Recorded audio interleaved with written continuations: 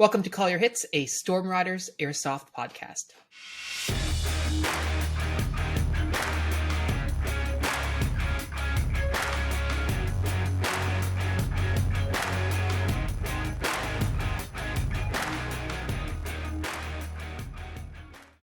Thanks for joining us, everyone. Today, Pat and I are going to be fielding some questions. It's been a while since you guys have heard from Pat.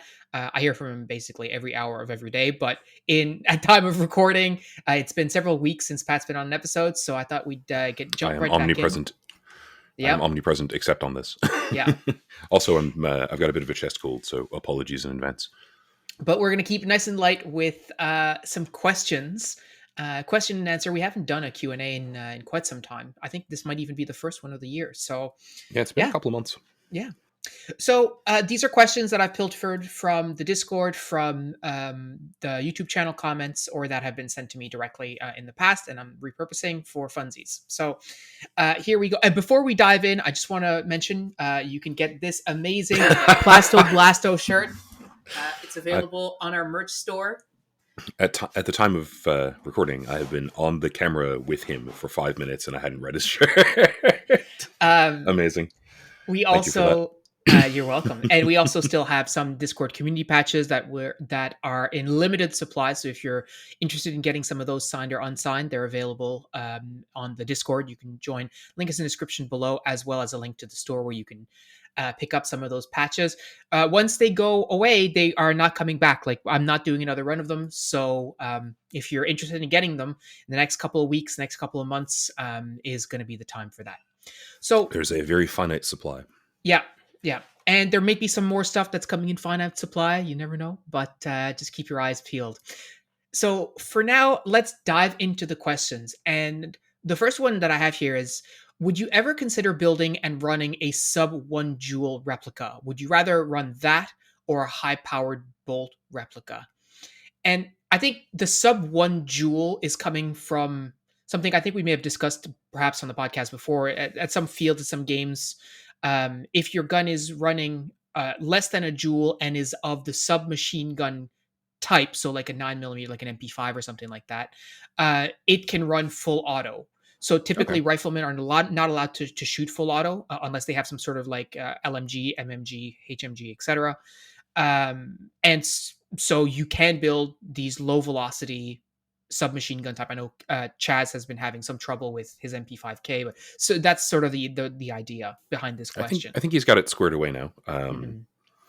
And like, yeah, I mean, I guess the short answer is I have a Scorpion Evo HPA'd, so like I can just turn it down. So it's sort of easy for me to run or to operate a 1 joule setup. Funnily enough, because I haven't put an air hop in it yet, I'm not going to run into those problems. It's not really at sub 1 joule. You probably don't need the air hop, but I could definitely see running it that way for fun if we were using that sort of rule set, especially for like, CQB in the village. Like that would be a fun alternate way of playing it or running it that I could definitely appreciate. And I think for us, like you were saying, like the average game that we play, right? Like the 9 out of 10 games that we play, you can use full auto all the time, right? So if they were to change it, so the only gun that can shoot full auto in the village is a sub 1 joule gun or whatever, and they added that layer of complexity, maybe. But where we mostly play outside and stuff, and the CQB or CQC, I should say, that we do is largely confined around buildings. Like we don't do a lot of shooting at each other inside the buildings, right? And I mean, the CQC play in the village is, generally semi-auto restricted if it's just a game using just that part of the field.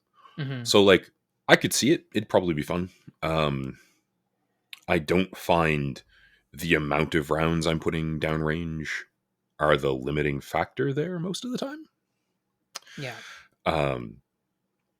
Which is not to say that I wouldn't try it, because sure, I'll try most things. In terms of, building a bolt action, it's, it is a thing I'd like to do for 2 reasons. One, I'm definitely in the HPA everything phase of my airsoft career, Yeah. and I haven't done Yep. that yet. And I will say, like, HPAing a bolt action with like one of the Wolverine bolt setups is definitely not cheap, but it's not any more expensive than doing the other approach to upgrading it. Like, it doesn't cost you more, especially if you've already got a tank and a reg. And it does eliminate the I'm trying to pull back a heavy spring. Yeah. So like it Absolutely. actually does create some efficiencies in the system that I personally think are good. Um, I also know that there's a decent, I won't say good because it's still a stock sniper rifle, but a decent bolt action Lee Enfield out there now, that I won't be buying anytime soon because it costs $1,000 Canadian. But like it is definitely on the dream guns to like have and cuddle and plink with. I'd still love to have one for airsoft. I'd still love to do a British World War II kit to go with the US World War II kit that I haven't finished because HPA and guns is expensive. Hmm. You know, And I think, like, when I think about our field in particular, the second part of the question is, would you rather run that or a high-powered bolt action? I think I would pick the one dual gun simply because when we look at our field, having that high-powered replica and the minimum engagement distance that it carries is not super effective at the frontline field, I would say. And I'm comfortable in my ability to move around on the field and not let that one jewel issue really hold me back. And I know this because I know that at least at one point during, maybe it wasn't last season, it could have been the season before, my gun's air seal was completely bonkers. It was not working correctly. And it was shooting much lower on any given day that it needed to. And I said, well, Shaggy, I'm still, put the BBs in the gun and still play the best as I could. And it wasn't great, but that just means that I had to move around more, etc. So I feel I could overcome that. it Um, puts one in the situation like the LMG has had some spotty games and some spotty days because yeah. like I have about half the things that need to be done to it to make it good done to it, and I'm choosing to put money away and do the HPA version instead of doing the AEG version because I'm a slacker. um, or because it's cooler. I don't know, both. So like I've definitely run an automatic gun that was shooting sub one joule. I've also run a rifle with an MED. Uh, my M27, which I have set up for long range fire, is running the rifleman jewels for our field. It's usually running like near the upper edge of them, but not at it. Mhm. Um, because I'd rather not be shooting too hot. But also because on the field we play on, most of the time, MED is a pain in the ass. Yeah, exactly right. So like, in the in my current context, like I've been talking to Steph about getting some games in this year, maybe with his HPA setup bolt action. Um, and he's got it currently running on CO2, I'm pretty sure. Yeah. So it's a self-contained thing, and just sort of slapping my magnified optic onto it and getting as much out of that as we can, which should be quite a bit. um, and then genuinely just tuning the Scorpion down and carrying that as my sidearm, air quotes, because I'm a big dude, and so like then I sort of have the best of both worlds, where if I am in a situation where I can't use the bolt action because of its MED, I can just switch to something that works fine. Yeah, absolutely. Um, but like I'm with Phil. I on our field with its rule set, I wouldn't run the bolt action. Not because I don't think you can be effective with them, but because a lot of the time that's just gonna mean that I have to hang on the quote unquote back edge of whatever area we're playing on. And with the right gear, you can be effective there. But I play with a team. We are big into the idea of move up and fire, and supporting one another. And like, yes, I can support from the third line with that gun, but the second line has proven to be a lot more effective because if I'm on the far edge of the field, I can't maneuver as effectively. Yeah. And if I'm on the far edge of the field and, Phil, John, and Steph are the only guys on my team and one of them gets taken out and they're like, oh, we really need a guy up here. Well, if I can't actually close because of the engagement range on my gun, Or you even know, just the time, the logistics of, yeah, you need to get up there and you're back there. Like that is, yeah, it Pat, takes time, we need you to move like, 100 yeah, feet in the next 6 seconds. not going to happen. Yeah. Hussein Bolt, I am not. Like, Yeah. you know, So let's switch gears here for a second. This is a question I think you're going to really enjoy. So we've seen Star Wars LARP events as well as Tarkov events, post-apocalyptic events, etc. Phil has a Space Marine cosplay. So what about 40K airsoft events? so um, like I lack the engineering skills to do this, but one of the silly, like completely dumb, don't take this in any way seriously ideas that I've always had since I started playing yourself was like, be really cool to build a bolter that fires golf balls. Yep. Like just and you can't use that in airsoft. You'll kill somebody. Yeah, that's right. Like Or you're going to shoot like 15 feet. It's a Nerf gun and that's yeah, it, yeah, right? Yeah. exactly, right? Like it'll either be lobbing that golf ball like pew, or if you actually make it shoot the golf ball, it will just you'll end someone. Um, and like I said, I don't have the chops to engineer such a thing. But like, yeah, I think the like 40K cosplay, 40K LARP with airsoft would be rad. Um, you see people on Reddit or whatever was before Reddit. I'm old. um, with like guard cosplays where it's like, oh, I've basically built a las gun around this airsoft gun. I've built a las pistol around this, this airsoft pistol, and that's awesome. They're super cool. I feel like, um, with 3D printing and like some of the functionality we get from that, like I'm pretty sure, that the STLs for 3D printing a bolter would probably let me 3D print one and then like mount the Scorpion. STCs. Ah, yes, STCs. Would probably let me 3D print a bolter and mount it around like my Scorpion. It's around the right Hmm. size for a air quotes pat sized bolter. Yeah, And I've like, seen some of those on Reddit and they're pretty cool. Yeah. yeah, and like that would be right. Like my gaming shop that I play Warhammer at, 3D printed a bolter and painted it up as the like winner's plaque for winning our yearly big tournament. And each bolt shell has your like, if you win first, has your name engraved on it. It's cool. Hmm. But like, in a practical kind of way, I feel like after your, like 4 hours of making a purity seal just look perfect gets shot, you're going to be pissed. So like, I think it's that like weird middle ground where uh, LARPing tends to have a rule set that allows for your gear not getting completely destroyed. Um, and like you could definitely make LARP armor in a 40K way. I mean, we've all, I suspect anyone who's interested in this particular question has seen people do it. If you haven't, Hmm. check it out. It's cool as hell. Um, but like, I think the practicality of it would be a bit hairy, I especially agree.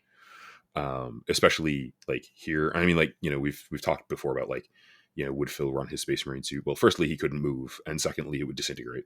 So Yeah. like it doesn't work in that regard. But like if you have if you're doing sort of the SCA thing where you're like heat gunning just ABS plastic sheets into armor, you can definitely make guard armor that looks great there. I think one of the biggest problems you butt against at some point is the fact that you're talking about live action role playing in a universe that sucks. Like being a guardsman in the 40K universe just sucks. Like the whole idea behind, I think, like if you think about like a Star Wars game or even like a regular soft game, is that you get to be a hero in this story in your own head canon. I You get mean, to do all or this or a cool villain. There stuff. there are definitely people who Or do yeah, or villain. who did the Sith thing in Star Wars. Like everyone in 40K is a villain. But also everyone in 40K, especially humans, right, are just completely expendable, right? So like and I think about like tabletop role playing games that are 40K centric. I mean, it's around the Inquisition. It's those humans like what is it called, Dark Heresy, right?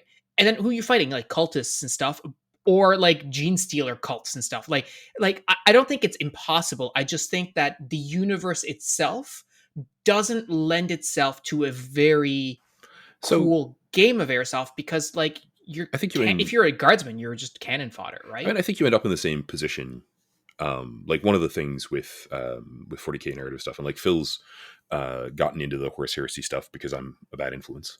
um, but the the guard facing stories, the stories where the characters who you're focused on in the novel are guardsmen, tend to treat with like predominantly human enemies. So it's like, people, definitely there are people out there who are like, I dress up as a chaos cultist. So like you can sort of get that to work. And a lot of the like auto guns for the Imperial and Chaos factions are literally just like, Mad Maxed up Hmm. modern assault rifles. So like, I think there's a lot of stuff you can do there. I think the biggest like practical issue is going to be, like you're not going to get to feel very elite in Yeah. 40k, and Yeah. like, um, if you're in a place where you have enough 40k nerds where there's crossover with airsoft, I think you could do something really fun.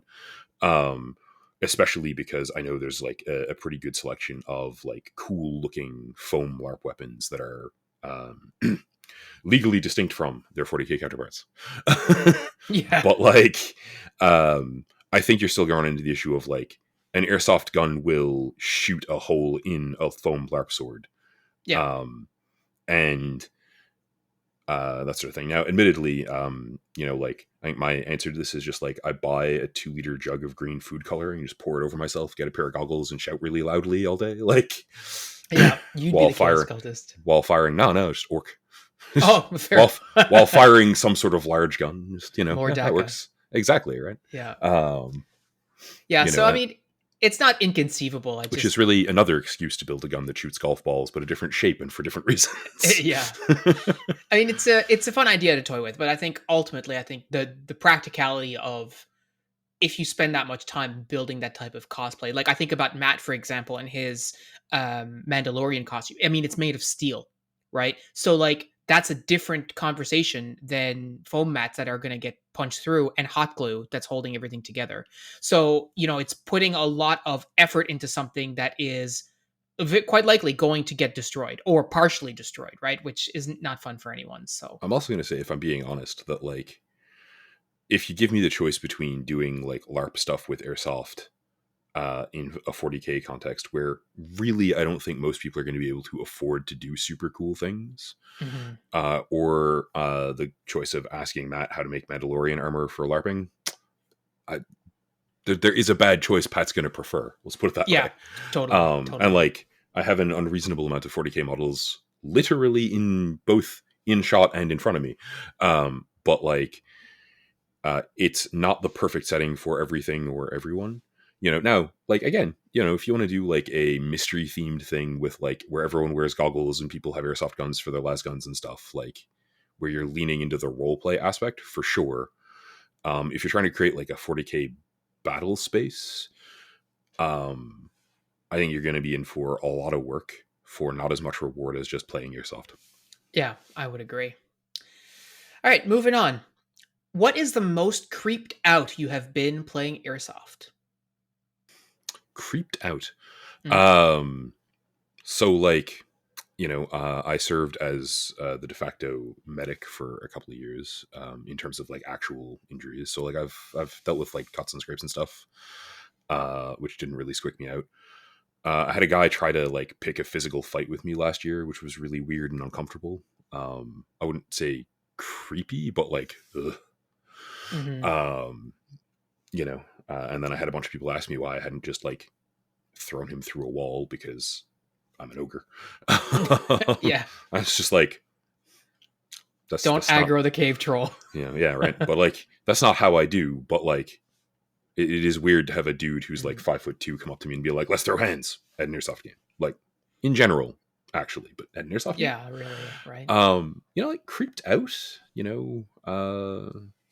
Like watching skeety dudes hit on 14-year-olds, maybe.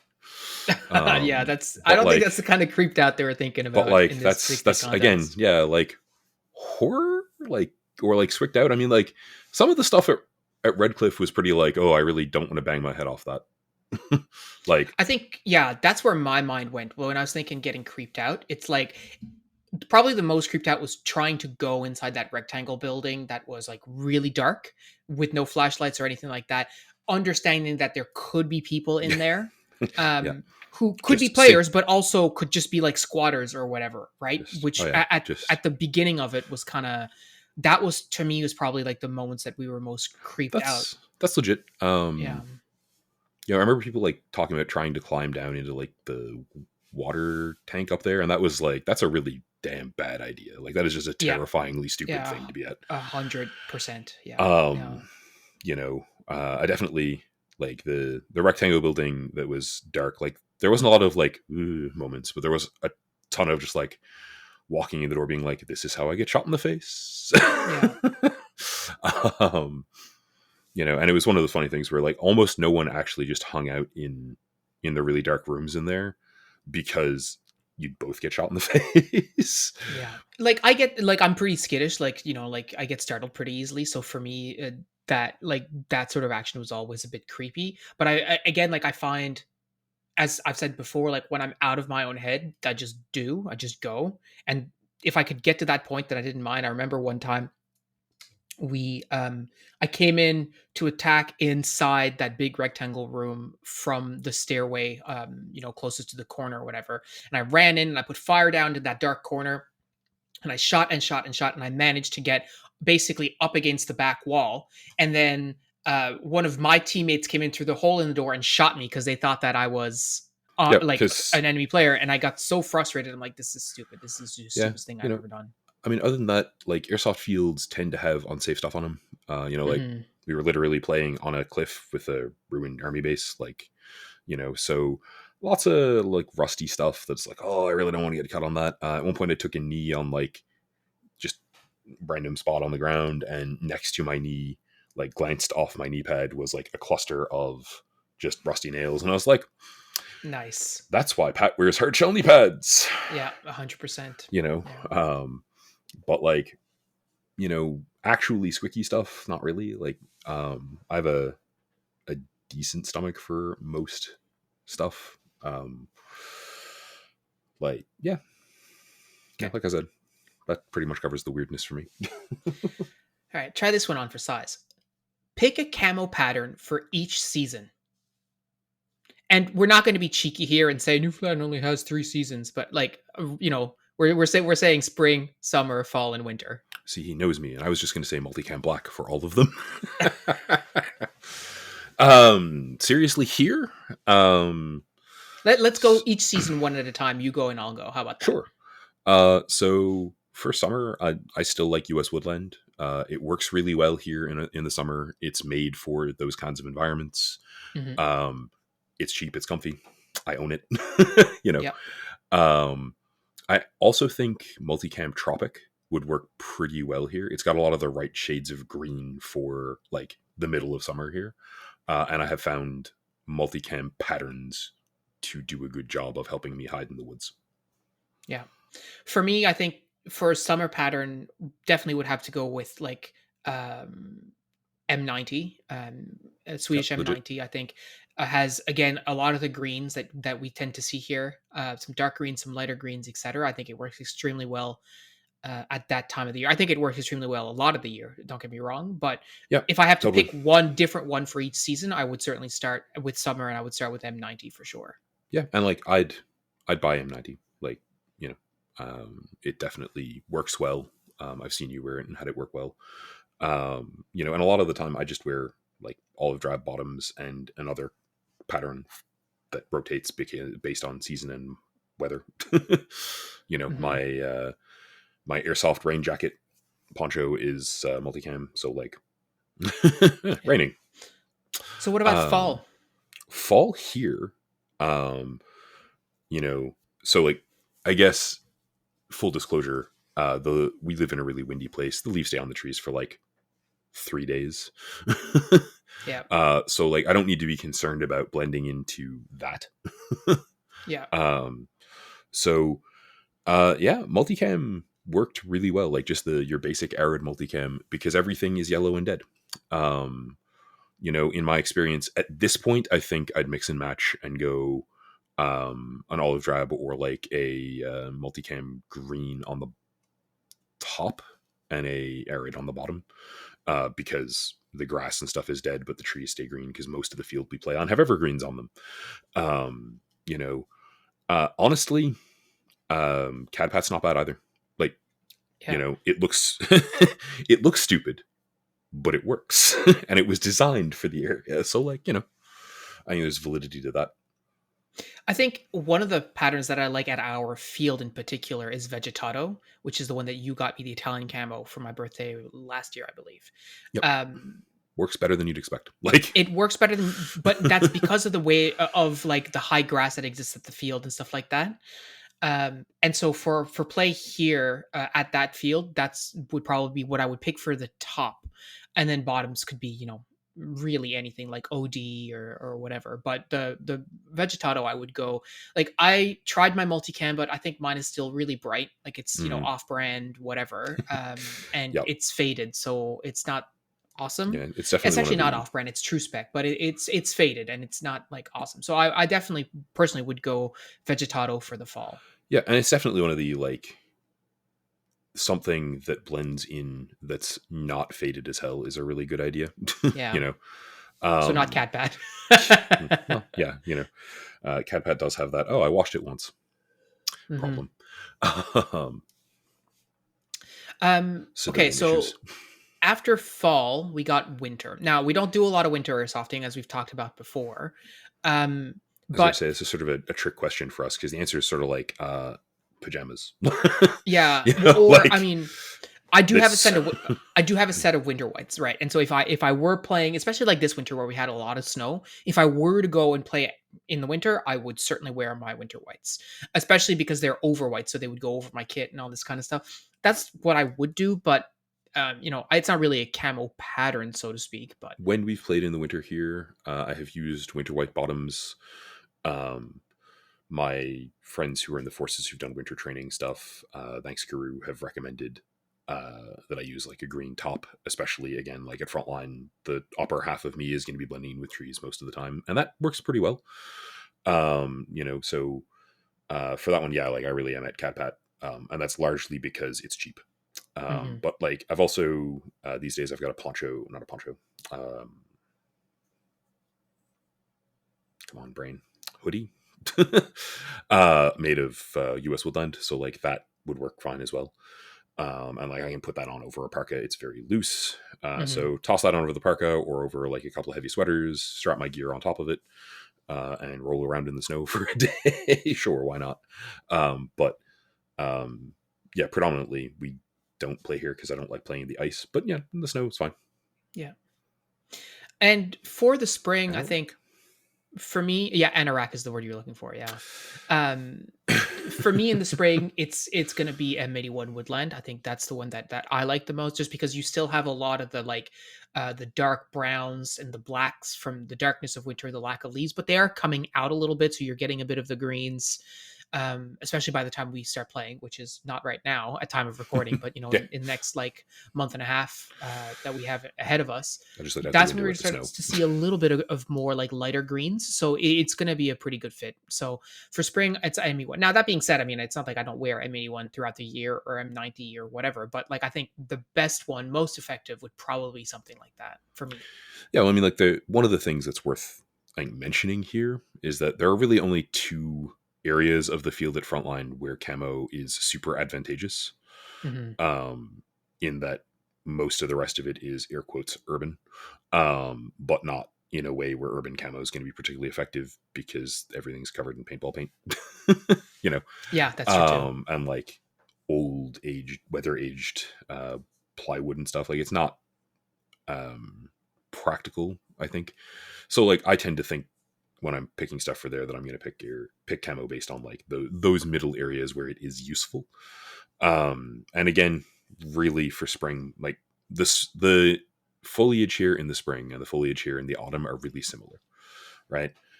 So can it blend into dead grass? Can it blend into scrub brush that's sort of starting to sprout leaves? Can it blend into evergreens? All right, I'm sort of back to yeah, olive drab on the bottom, multicam on the bottom, woodland on the top, and like yeah, if I owned M870, M780, M800, the thing you just said, um, Swedish M90. Thank you. If I owned You're Swedish, welcome. if I owned M90, I hope he keeps like a blooper reel. If I owned M90, I'd wear that. That'd be fine. I think it'd work great. Um, really, I think for a lot of the year around here, like top and bottom olive drab would work fine. Um, and that's partly because we've tested it and it does sort of work in every condition. It's Yeah, not yeah, probably not best for anything, but it's sort of 6 out of 10 for everything. And you know, I spend all my money on HPing my guns instead of on camo. yeah, absolutely. Life choices. So this one is a bit of a meteor one, I think. And I mean, I liked it anyway. I'll get me steak Interesting knife. question. So, what are some of your goals for your upcoming scenario game, and why did you want to run a game like that? What are you looking to get out of it? So, Phil has foolishly put me in charge of the story aspect of things. And so my goal really is to provide, an narrative experience that manages a little bit of immersion, not like too much, right? We're not going full LARP on this or anything, but in a way that allows people to come and have fun. And like so, uh, I'm an old hand at running pen and paper RPGs and stuff. So I'll be aiming to make it as mess with the players as possible, but in an enjoyable way, right? Hmm.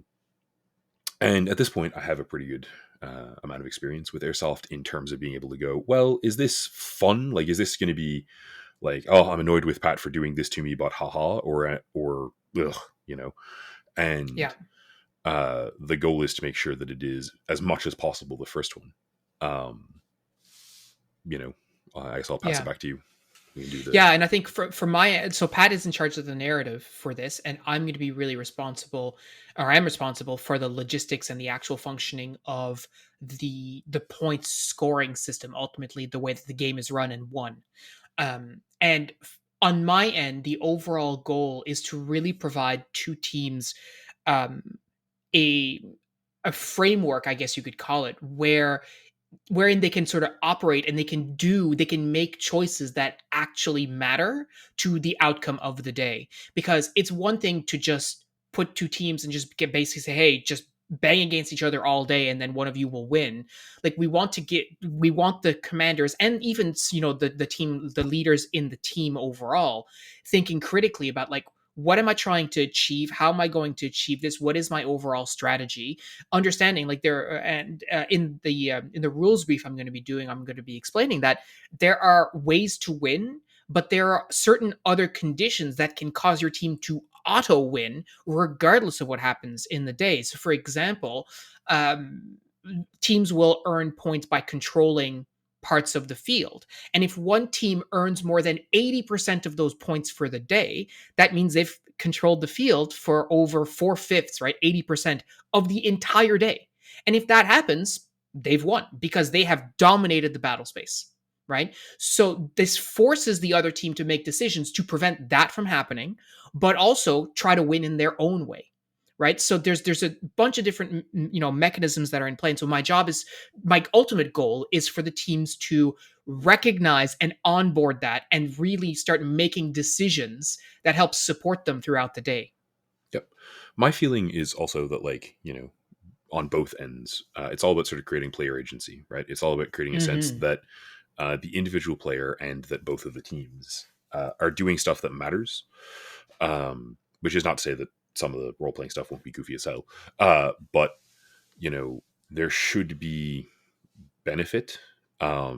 And Yeah. so, like, in both cases, one of the lessons we've taken from previous cracks at this is like, you know, uh, letting people cancel out stuff the other team has done is probably to be avoided, right? In the sense of like, if one team has a cool idea and the other team's like, well, let's just like not have that happen.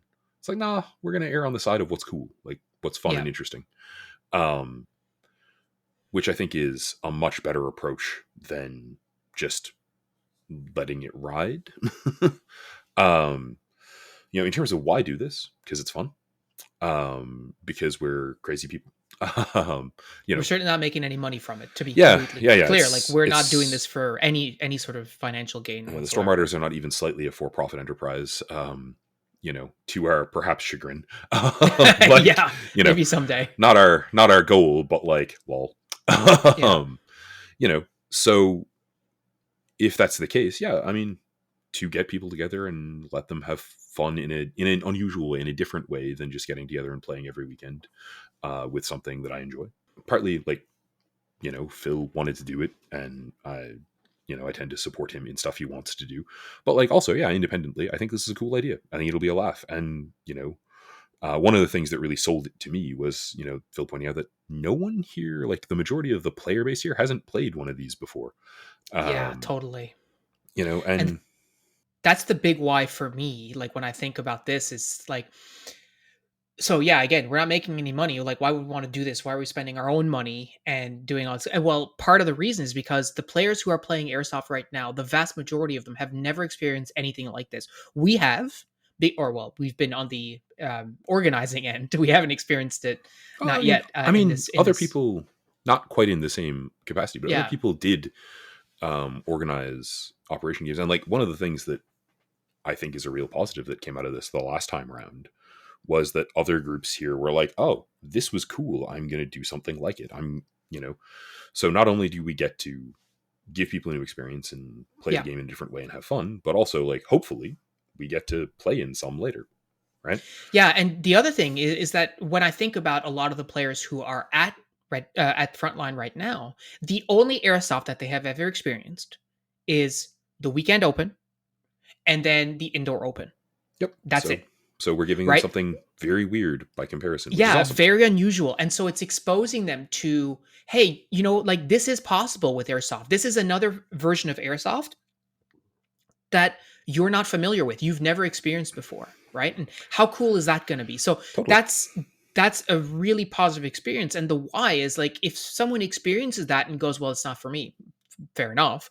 But if one person says, wow, that was great, and it encourages them to keep playing airsoft for months or years, or what have you, well, then that's a huge win for us. And to Pat's point just earlier, maybe it encourages some of them, especially some of the older folk who have more, let's say, life experience at organizing certain events like this, go, oh, I could do that, and then they do that, and then we can play, right? Something like that. So Yeah, no, that like, there's it's a lot for it, a you know lot to be gained out of it, right? And it builds community. Period. Right? yeah, Point and blank. like, That's in a general sort of sense, we are about building the community, right? Both mhm.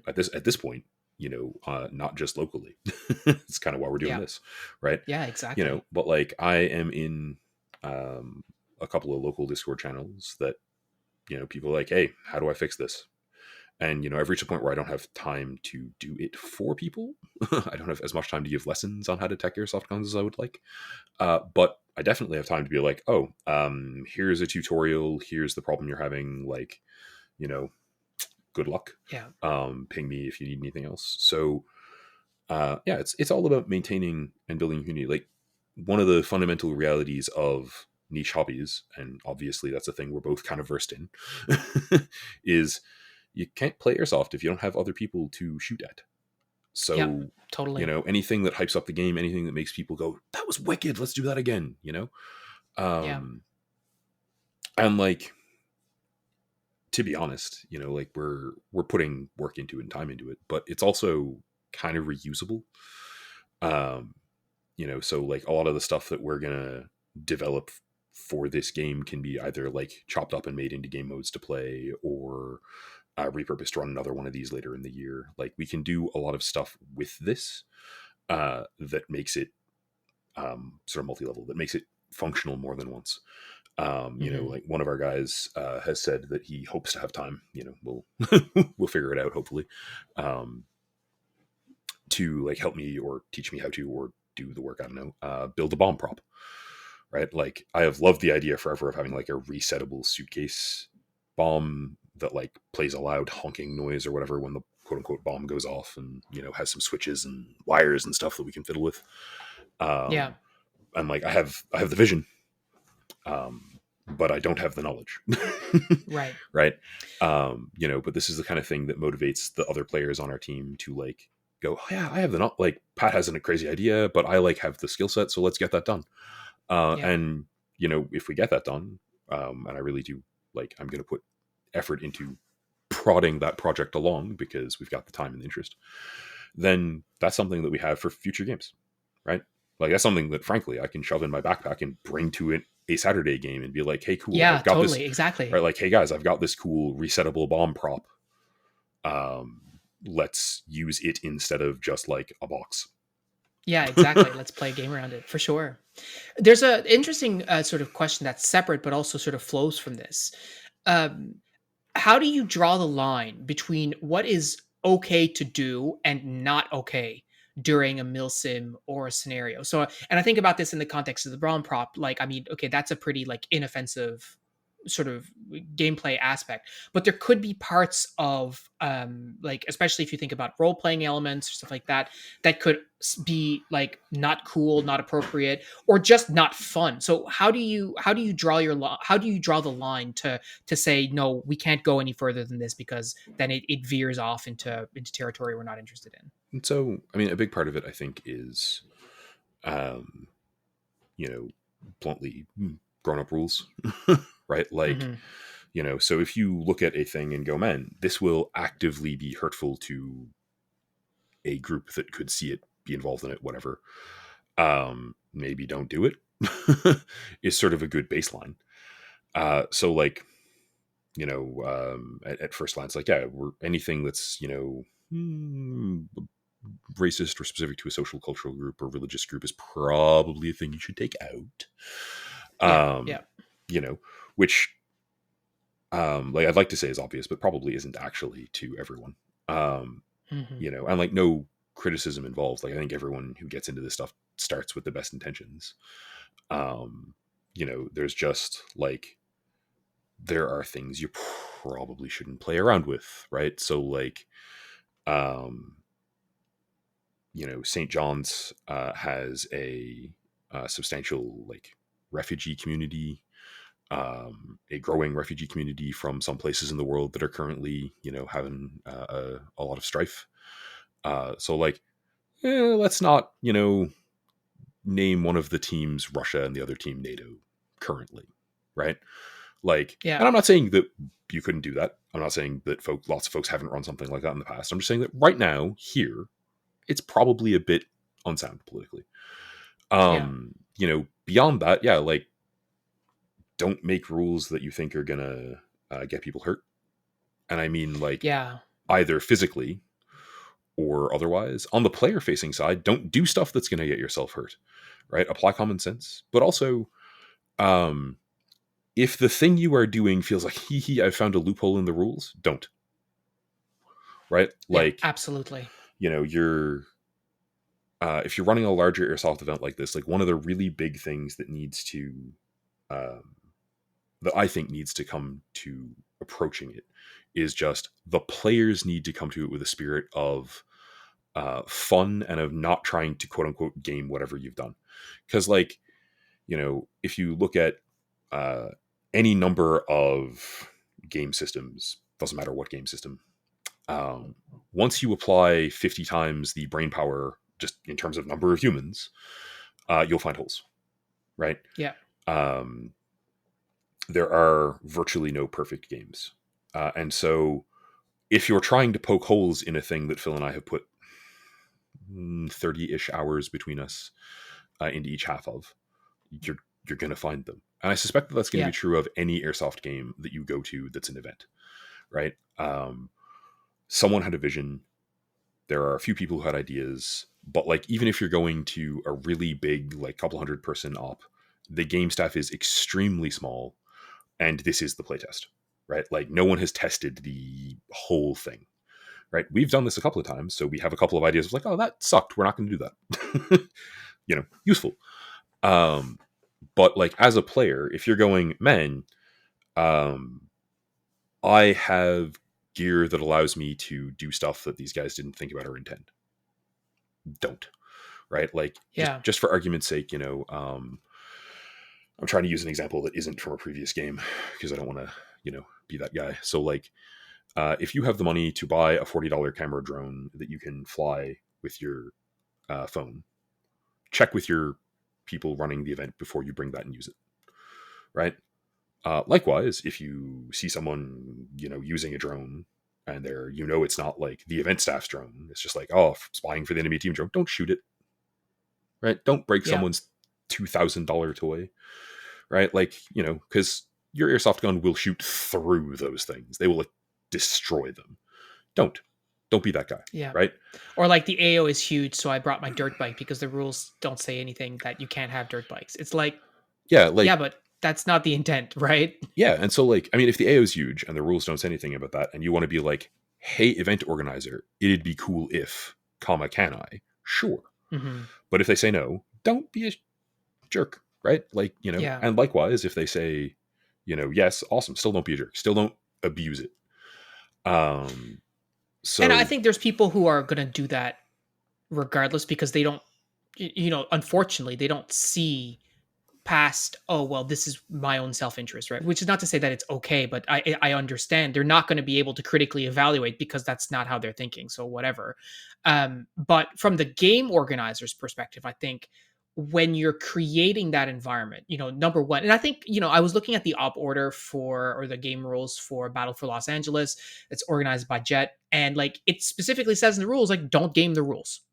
If something doesn't seem fair, then just err on the side of caution and don't do it.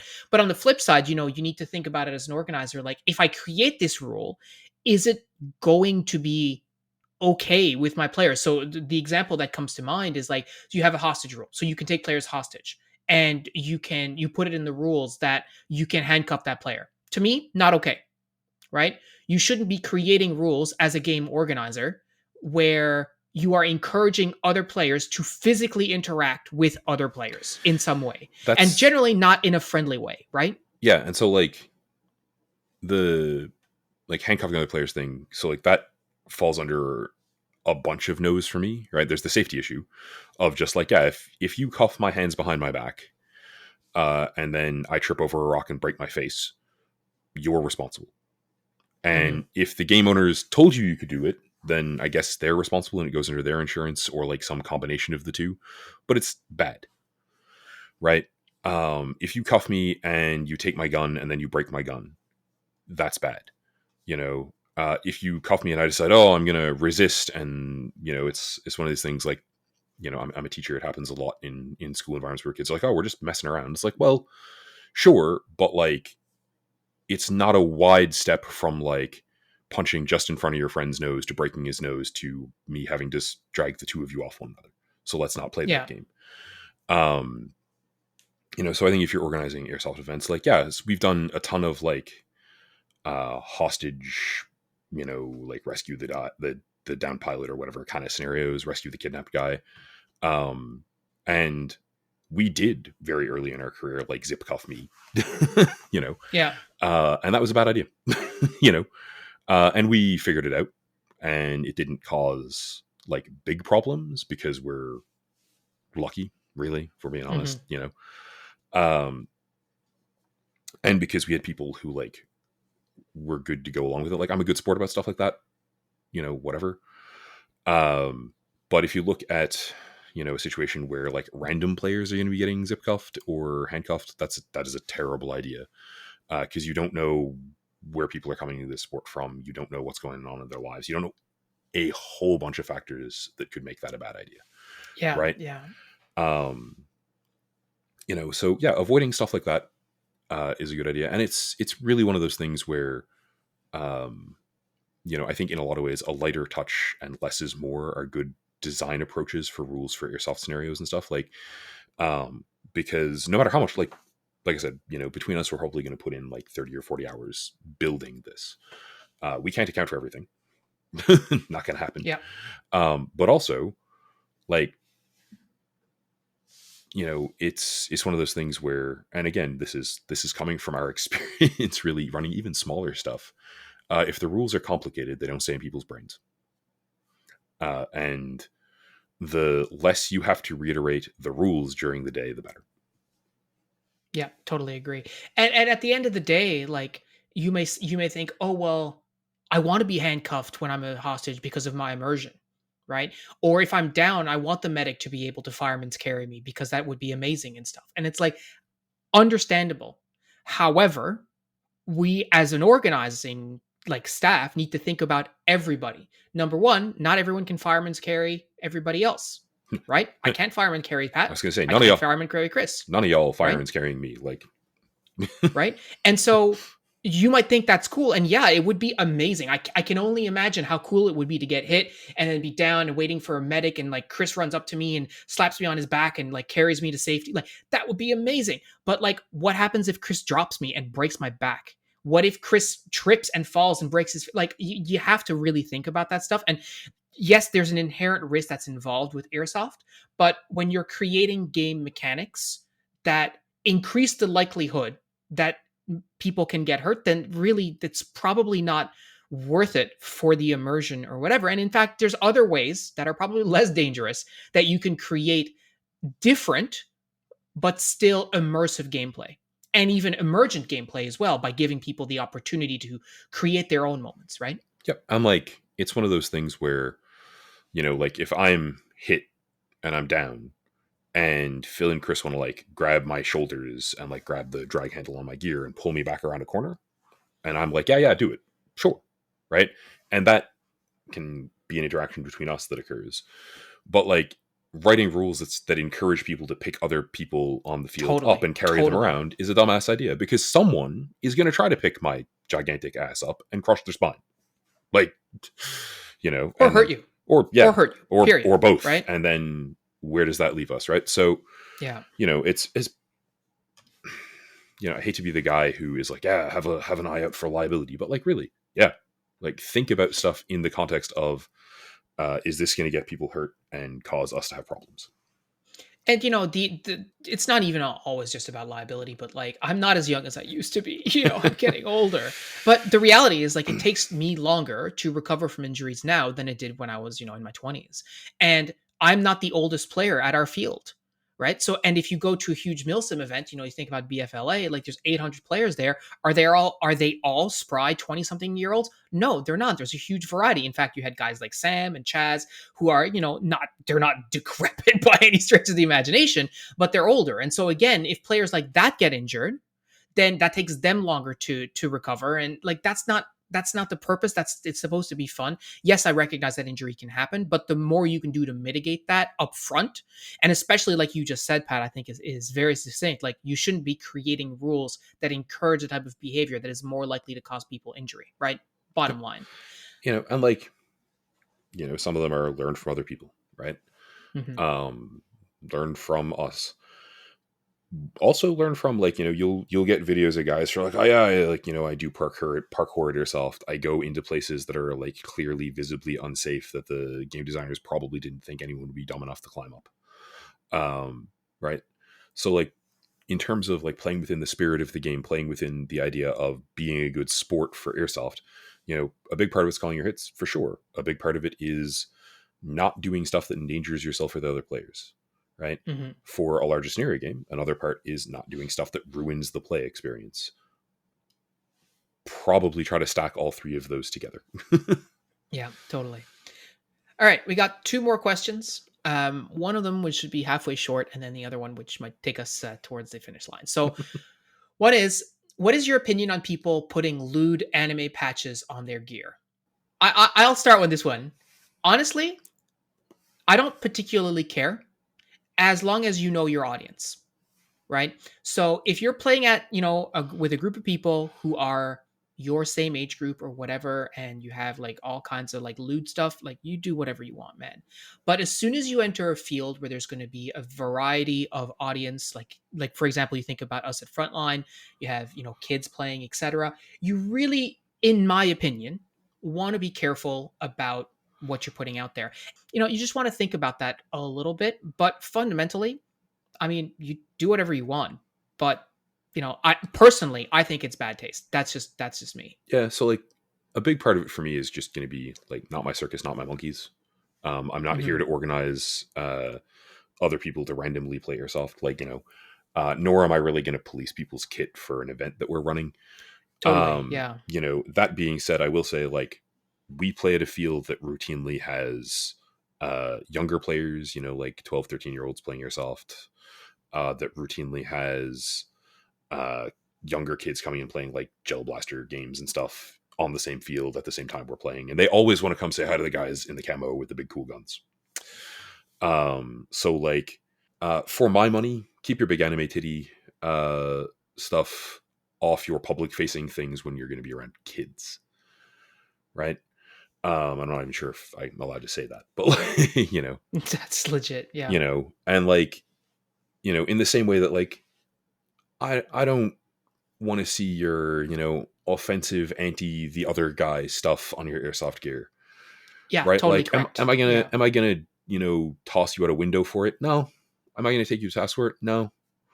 But like, it does fall into the category of behavior where I'm like, well, you're your own adult, but maybe you don't do that. And it comes down to, we're doing this for fun, right? We're like, we've talked about this before, and yeah, like you could, it might be fun for you, but if it's ruining somebody else's day, well, maybe that's not so fun. Now, Yeah. I want to be very clear. Like, I have no problem, like Pat said, about what you do with your own kit. That's up to you, right? Oh yeah. I mean, I know the for angry me face thing personally, the angry face was pantomime. Like, I don't care. and especially I think too, just to add on, like the position that we have in our community, which is that we're organizing games and etc., there's a certain level of behavior that is expected, which is fine because that's the behavior I'm happy to put forward because it's reasonable to me. And so like, there's a little bit of care to be taken there, as well, I think. Um, like I said, I think way too much about this stuff because of my job, right? Like, Yeah, and it's our Canadian sensibilities too that are different, you right? know, All right, so last question. Um, this one I think is interesting because I think it applies to both of us in different ways. How often do you use all your different replicas? Are there any that just sit around and never hit the field? And do you take time to maintain those? yeah. So I take time to maintain pretty much all of my gear. Um, the range of maintenance varies. The Garand, like I've said before, is sort of, it's being left stock. I try to make sure that I take it out every like season. I try to make sure I put rounds through it, every 3 or 4 months, just to make sure that it doesn't like seize up from lack of being used. Mhm. Um, you know, winter I put my batteries into storage mode because there's a storage mode for lipos that takes good care of them, so I don't have to worry about not charging them over the winter. That sort of thing. Uh, you know, both my sidearms that I currently own get lubed after every game, pretty much, largely so that I don't have them not work when I bring them to a game. They haven't been used. Neither of them got used last season. I just didn't carry a sidearm for the entirety of last season. Um, I know that. I have lubed them a couple of times just from a like general maintenance, like, oh yeah, this is fun kind of way. Mhm. I'm chilling. I got 20 minutes. Let's lube up a couple airsoft guns. Is a thing you can do while you watch a movie. Um, Bing chilling, as the kids say. exactly right. Like doesn't hurt the immersion with John Wick, right? Um, so yeah, in that aspect of things, those are maintained. I do a pre-game check on all of my gear anyway every time I'm going to games. So like, I know if there are faults before I walk out the door most of the time, unless it's like the LMG. I have a lot of like, the barrel didn't seat right issues periodically because I can't fire it in my house. Well, I can, but like not too much, not enough to figure that out.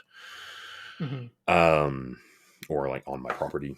So like, let's say, oh yeah, I get to the game and I'm like, oh, it is shooting 15 feet. Gotta mess Gotta get around that with that. fixed. A little bit of adjustment there, but um, yeah. So anything that I'm running, like if I'm running an AG, I tend to take it apart at the beginning of the season, clean lube, put it back together, make sure it's all check the stress points, make sure it's nothing looks like it's going to explode. That has served me Yeah. pretty well. See, for me, I take the opposite point of view, and I basically always have, which is that you can only ever use one gun at a time. And I never was into really collecting for a while. I had two. I had my primary and a backup primary, but really And in a lot of ways, for the I think you last got the backup primary for your wife to try the game more so than anything yeah, else. Like, and it just ended up sitting around, etc. And like so now, I really only have my one. I've only ever had it for the last, I'm going to say 4 or 5 years. It's been just primary rifle and my pistol. And so it comes out every game. And so I never wanted to get in a situation, especially when you think about like how much airsoft we realistically play. Like, my goal last year was to play 12 games, which I did, right? One game a month, essentially. Um, and so if I've only got 12 games of the year, like if I've got two guns, what am I going to play? Six guns, 6 games per gun. If I got three guns, what is going to be like 4 games per gun? Like it just, to me, it always seemed a little like superfluous. It's just better to have just the one. Now, there definitely is a case for having like a backup in case your primary goes down, or to lend to a friend or what have you. Which is totally legit. It's just that's never really been, for the last several years for me, it's never been a priority. So really only maintenance that we've ever need to do on my kit has always been just whatever I'm actually hitting the field Basic with, and preventative. nothing just sort of sits. Yeah, and nothing just sort of just sits on the shelf and doesn't get used. Exception made maybe for my M72 Law, but like Yeah. that's not really like a primary, right? Like Like, it's mostly just for fun, and it adorns the I studio was gonna now. say, like, let's be real. Um, We bought that for you as like LARP yeah, cosplay kit. Like, that is a cool thing to have, more yeah, so than a practical piece of kit. totally, totally. I'll add to that. Like, so I have multiple guns, but I don't really think of myself as a collector of airsoft guns. Everything I own was bought with some sort of plan. Well, Hmm. honestly, except the Scorpion, which was bought because it was being sold for a price that I couldn't say no to. Um, and now I'm doing things to it because, as I said to Phil earlier today, I can't just own a nice gun. I have to upgrade it. Yeah, totally Um, understandable. but so I have the M27. That is my go-to airsoft rifle, right? Um, my go-to airsoft rifle for the last 7 or 8 years has been some sort of uh, DMR form M4 platform. Great, check.